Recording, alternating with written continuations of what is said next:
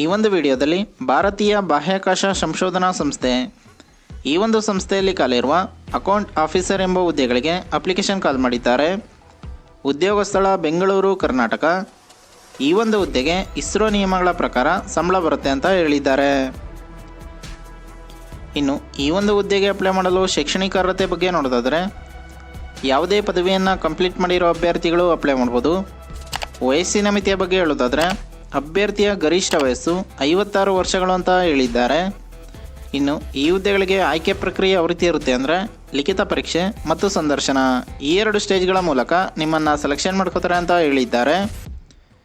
ಇನ್ನು ಈ ಒಂದು ಹುದ್ದೆಗೆ ಹೇಗೆ ಅಪ್ಲೈ ಮಾಡೋದು ಅಂತ ನೋಡೋದಾದರೆ ವಿಶೇಷ ಕರ್ತವ್ಯದ ಅಧಿಕಾರಿ ಸಿಬ್ಬಂದಿ, ಬಾಹ್ಯಾಕಾಶ ಇಲಾಖೆ, ಅಂತರಿಕ್ಷ ಭವನ, ನ್ಯೂ BEL ರಸ್ತೆ, ಬೆಂಗಳೂರು 560094. ಈ ಒಂದು ಅಡ್ರೆಸ್ಗೆ ನಿಮ್ಮ ಅಪ್ಲಿಕೇಶನ್ ಕಾಪಿನ ಸೆಂಡ್ ಮಾಡಬೇಕಾಗಿರುತ್ತೆ.